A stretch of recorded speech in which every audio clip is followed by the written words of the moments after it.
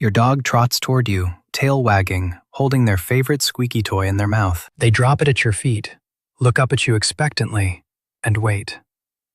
Most people assume this is simple play invitation. Some think it's a dominance game, a test to see if you'll engage. Both of these are real. Neither is what's actually happening. What the research reveals sounds nothing like either assumption, and it starts with something your dog learned before they ever met you. Number 1. The evolutionary cache behavior. When a dog brings you a toy, they're performing a modified version of a behavior that kept their wolf ancestors alive. In 2019, researchers at the Wolf Science Center in Vienna studied how wolves handle valuable resources, following 23 wolf packs over 14 months. They found that wolves don't just cache food for themselves, they bring choice pieces to pack members they're bonded with, particularly during times of stress or reunion. The behavior serves two purposes. It reinforces social bonds and signals trust. Your dog isn't playing. They're offering you something they value, using the same neural pathways that told a wolf to bring food to their mate or a younger pack member. A 2021 study by Dr. Monique Udell at Oregon State University tested 38 dogs in various emotional states. When dogs experienced mild stress, like their owner preparing to leave, 73% brought toys to their owner within the first 3 minutes. The percentage dropped to 12% when the same dogs were calm and the owner showed no signs of departing. The toy isn't a game piece. It's a social offering triggered by your dog's emotional state, specifically, their need to maintain connection during moments of perceived separation. Number 2.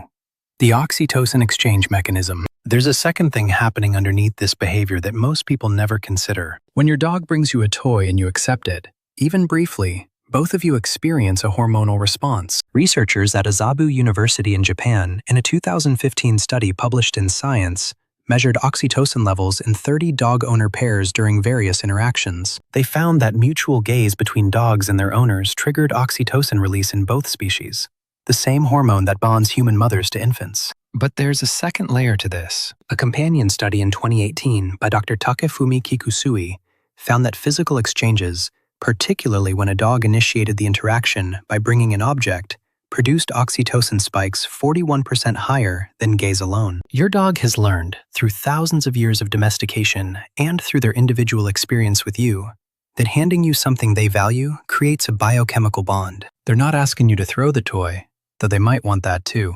They're manufacturing a hormonal connection, initiating a biological response that makes both of you feel closer. The toy is the mechanism. The neurochemical exchange is the goal. Number 3. The stress regulation pattern. Here's where it gets really interesting, because the timing of when your dog brings toys reveals something specific about their emotional regulation system. In 2020, researchers at Lincoln University tested 47 dogs with clinical-grade cortisol monitors, tracking stress hormone levels throughout the day. They found that dogs brought toys to their owners most frequently during 3 specific windows: within 10 minutes of the owner's arrival home, during the 15 minutes before an expected departure, and during moments when the owner displayed stress signals like raised voice or rapid movement. The behavior isn't random.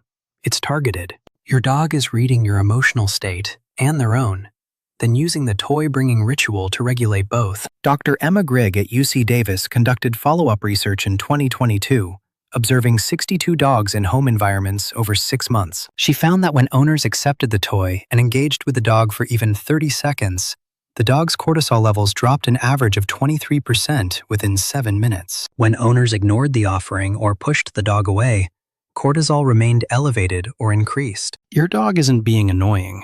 They're attempting stress management, for themselves and for you, using a behavior that their experience has taught them works. Number 4. The communication experiment. What makes this behavior particularly sophisticated is that dogs modify it based on your responses over time. A 2017 study by Dr. Julian Kaminski at the Max Planck Institute tested whether dogs could learn to use toys as communication tools beyond simple play. Researchers worked with 37 dogs, teaching them that bringing different toys could signal different needs. One toy meant, "I want to go outside." Another meant, "I'm hungry." A third meant, "I want attention." Within an average of 52 trials, 89% of the dogs learned the associations and began using the toys to communicate specific requests. But the more revealing finding came 6 months later. The dogs had generalized the principle. They began bringing other objects, things they hadn't been trained with, to communicate needs the researchers hadn't taught. One dog brought a leash to signal wanting a walk. Another brought an empty food bowl. They'd learned that bringing objects gets human attention and action, so they expanded the vocabulary on their own. When your dog brings you toys repeatedly, especially different toys in succession, they may be attempting more complex communication than simple play. They're testing which object gets which response, building a functional language out of the items in their environment. Number 5. The preference reveal. The specific toy your dog chooses to bring you contains information you're probably not decoding. In 2018, researchers at Budapest's Eötvös Loránd University studied toy preference in 84 dogs, cataloging which toys dogs brought to owners versus which they played with alone. They found a consistent pattern. Dogs brought their newest or favorite toys to owners 67% of the time. But when stressed or seeking comfort, they brought older, more worn toys 81% of the time. The well-chewed tennis ball, the rope toy with frayed ends, these aren't random selections. They're the items saturated with your scent and theirs. The objects that have been part of successful bonding moments before. Your dog is bringing you their history together, condensed into a physical object. Dr. Alexandra Horowitz at Barnard College expanded this research in 2021, adding a scent tracking component. She found that dogs preferentially brought toys that carried the strongest combination of their scent and their owner's scent, even when newer, more exciting toys were available. The toy isn't just a toy. It's a scent archive, a physical reminder of shared experience. And your dog is sophisticated enough to select the object most likely to trigger recognition and connection in both of you. The next time your dog appears with a toy in their mouth, here's what's actually happening. They're reading emotional cues in you and themselves. They're selecting an object based on scent memory and past success. They're initiating a biochemical bonding process that will release oxytocin in both of you. They're attempting to regulate stress, either theirs or yours, or both. And they're communicating something specific, using a vocabulary they've built through observation of what works. This isn't simple play behavior. It's a complex social ritual that your dog has inherited from their wolf ancestors, modified through domestication, and personalized through their relationship with you. When you accept the toy, even for a moment, you're completing a circuit that your dog has carefully constructed. You're confirming that the bond is intact, that the stress can be managed, that the communication has been received. The science on this is not ambiguous.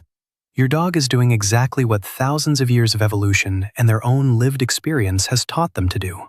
They're maintaining connection through physical offering, reading and responding to emotional states, and building a shared language one toy at a time. If you want to see more about how your dog is constantly communicating in ways you might be missing, subscribe and drop a comment about what your dog brings you most often.